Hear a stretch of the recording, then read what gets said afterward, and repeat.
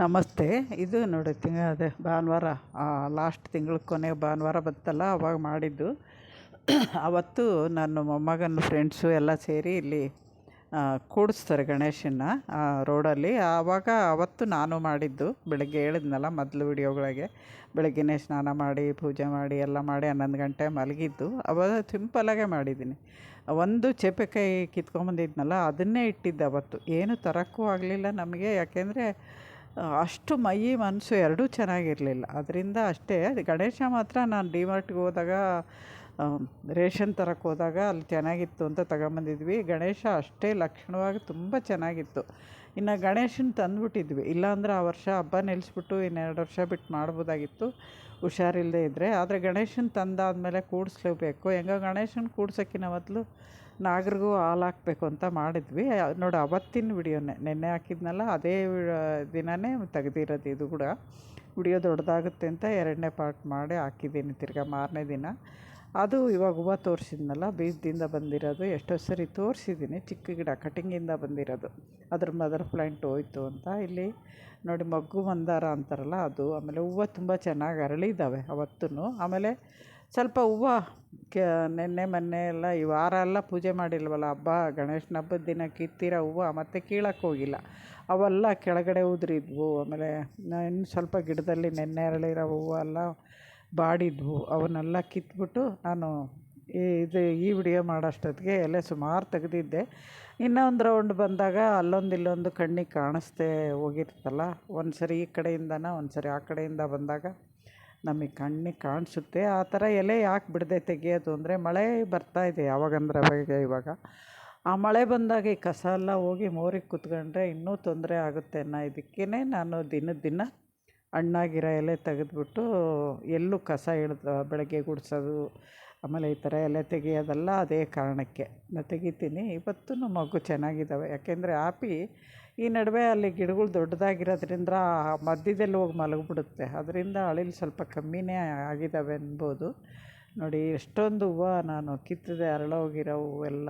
ಇವಾಗ ಸ್ವಲ್ಪ ಹೂವನೂ ಕಿತ್ತಂಗೆ ಆಗುತ್ತೆ, ಆಮೇಲೆ ಆಪಿಗೆ ಊಟ ಹಾಕ್ದಂಗೆ ಆಗುತ್ತೆ ಅಂತ ಅವತ್ತು ಬಂದು ಅಷ್ಟೊತ್ತು ಸುಮಾರು 1-1.5 ಗಂಟೆ ನಾನು ಗಾರ್ಡನಲ್ಲಿ ಸಣ್ಣ ಕೆಲಸ ಮಾಡಿ ಟೈಮ್ ಪಾಸ್ ಮಾಡಿದೆ. ಹೊಸಬ್ರು ಯಾರಾದರೂ ಫಸ್ಟ್ ಸರಿ ಚಾನಲ್ ನೋಡ್ತಿದ್ರೆ ಸಬ್ಸ್ಕ್ರೈಬ್ ಮಾಡ್ಕೊಂಡು ನೋಡಿ.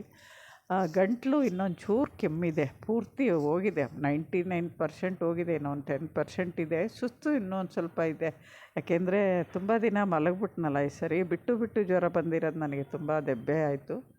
ಅದಾದಮೇಲೆ ನಮ್ಮ ತಂಗಿ ಗಂಡಂದು ಮುಂದೆ ಬರ್ತವೆ ಅವು. 11 ದಿನಕ್ಕೆ ಕಾರ್ಯಕ್ಕೆ ಮತ್ತೆ ಹೋಗಿದ್ದಾಯಿತು. ಕಾರಲ್ಲೇ ಹೋಗಿ ಕಾರಲ್ಲೇ ಬಂದಿದ್ದು.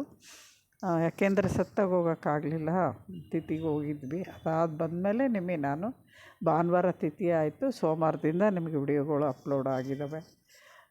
ನನ್ನ ಇಷ್ಟೊಂದು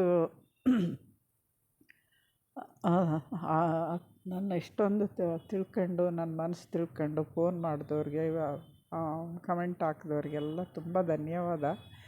ಅದೇ ಖುಷಿ ಆಗುತ್ತೆ ಒಂದೊಂದು ಸರಿ. ದೇವರು ಒಂದು ಕಡೆ ಕಳೆದ್ರೂ ಇನ್ನೊಂದು ಕಡೆ ಖುಷಿ ಕೊಟ್ಟಿರ್ತಾನೆ ಅಂತ. ಅದು ಅಲ್ಲದೆ ನಾನು ಈ ನಡುವೆ ಅಂದ್ಕೊಳ್ಳೋದು ಆಗೋದೆಲ್ಲ ಒಳ್ಳೆಯದಕ್ಕೆ ಅಂತ ಅಂದ್ಕೊಂಡು ನೆಮ್ಮದಿಯಾಗಿರೋದು ಕಲಿತಾ ಇದ್ದೀನಿ. ಆದ್ರೂ ಸ್ವಲ್ಪ ಇದು ಆಳವಾದ ಗಾಯ, ಸ್ವಲ್ಪ ವಾಸಿಯಾಗೋಕ್ಕೆ ಸ್ವಲ್ಪ ದಿನ ಹಿಡಿಬೋದು.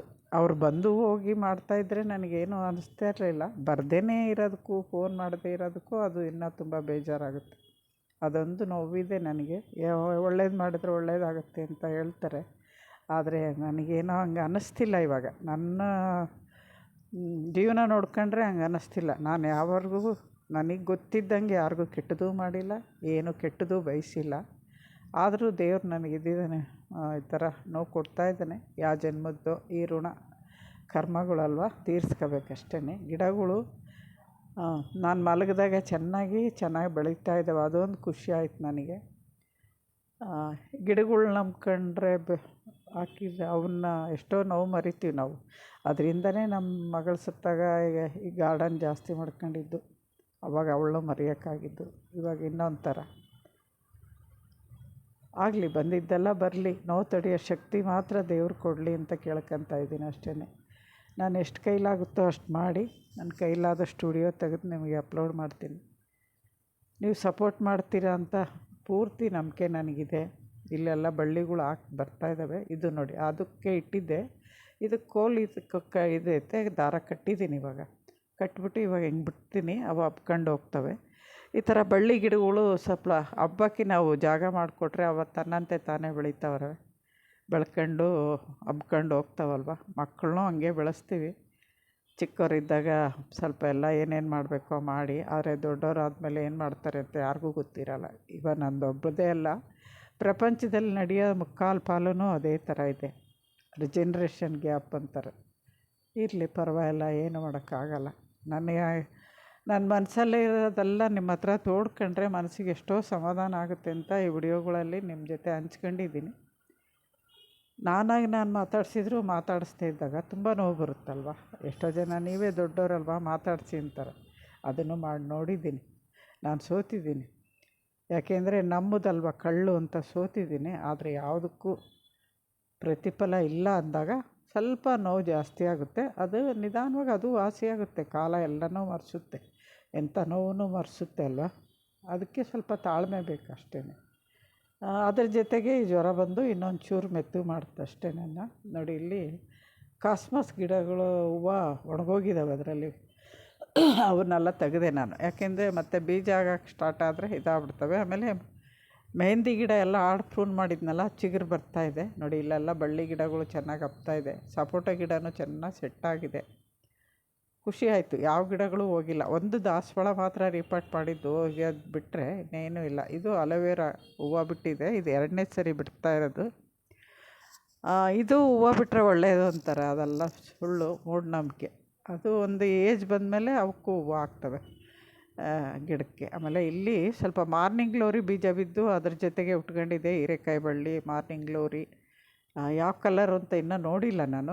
ಬೆಳಗ್ಗೆನೇ ಹೋಗೋದೇ ಇಲ್ಲ ಅಲ್ಲಿ ನಡುವೆ, ಥಂಡಿ ಇರುತ್ತೆ ಅಂತ. ಆಮೇಲೆ ಸೊಪ್ಪು ಮತ್ತೆ ಜಾಸ್ತಿ ಹಾರ್ವೆಸ್ಟ್ ಮಾಡಾದ್ಮೇಲೆ ಇನ್ನೊಂಚೂರು ಬೆಳೆದಿದೆ. ಅದು ಇನ್ನೊಂಚೂರು ಇವಾಗ ಕಿತ್ತವಾಗ ಬೇರೆ ಸಮೇತ ಕಿತ್ಕೊಂಬಿಟ್ರೆ ಅದ್ರಾಗಿರೋ ಬಳ್ಳಿ ಬೆಳೀತಾ ಇದ್ದಾವಲ್ವ, ಅವಕ್ಕೆ ಸ್ವಲ್ಪ ಎನರ್ಜಿ ಸಿಗುತ್ತೆ. ನೋಡಿ ಎಲ್ಲ ಕ್ಲೀನ್ ಮಾಡ್ಕೊಂಡಿದ್ದು ಲೈಟಾಗಿ ಇದು ಪಾಟ್ ಕೆಳಗಡೆ ಎಲ್ಲ ಗುಡಿಸಿಲ್ಲ ನಾನು.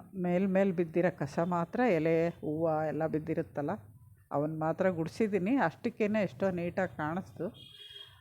ಸ್ವಲ್ಪ ಚಳಿ ಮೇಲೆ ನಂಗೆ ಹುಷಾರಿಲ್ಲದೆ ಇರೋದಕ್ಕೂ ಬಿಸಿಲಿದ್ರೆ ಇನ್ನೂ ಒಳ್ಳೇದಲ್ವ. ಇಷ್ಟು ದಿನ ಮನೇಲಿದ್ದಿದ್ದು ಅಂಥೇಳಿ ನಾನು ಸುಮಾರು ಹೊತ್ತು ಅಲ್ಲಿ ಗಾರ್ಡನಲ್ಲಿ ಕೆಲಸ ಮಾಡದೇ ಇದ್ರೂ ಬಿಸಿಲಲ್ಲಿದ್ದೆ. ಓಡಾಡ್ಕೊಂಡು ಸ್ವಲ್ಪ ಓಡಾಡೋದಕ್ಕೆ ಇದು ಆಗುತ್ತೆ ಅಂತ, ಆ ಗಿಡಗಳ ಮಧ್ಯೆ ಓಡಾಡೋದ್ರಿಂದ ಒಳ್ಳೆ ಗಾಳಿನೂ ಸಿಕ್ಕು ಆರೋಗ್ಯವಾಗಿ ಆಗ್ತೀವಿ ಅನ್ನೋ ಇದಕ್ಕೆ ಹೋಗ್ತೀವಿ. ಅದರಿಂದ ನಾನು ಹೇಳೋದೇನು, ಯಾವರೇ ಆಗಲಿ ಒಂಚೂರು ನಿಮಗೆ ಒಂದು 5 ಪಾಟ್ ಇಡೋಷ್ಟಾದರೂ ಜಾಗ ಸಿಕ್ಕರೆ ಗಿಡ ಬೆಳೆಸಿ. ಅದರಿಂದ ಎಂತೆಂಥ ನೋವೆಲ್ಲ ಮರಿಬೋದು ನಾವು. ಆಮೇಲೆ ಅವು ಹೂವಿನ ಗಿಡ ಆದರೆ ಹೂವು ಬಿಟ್ಟಾಗ, ಹಣ್ಣು ಬಿಟ್ಟಾಗ, ತರಕಾರಿ ಬಿಟ್ಟಾಗ ಆಗೋ ಖುಷಿ ಇದೆಯಲ್ಲ, ಯಾರೂ ಕೊಡೋಲ್ಲ. ನಮಸ್ತೆ. ಇನ್ನೊಂದು ವಿಡಿಯೋದ ಸಿಗ್ತೀನಿ.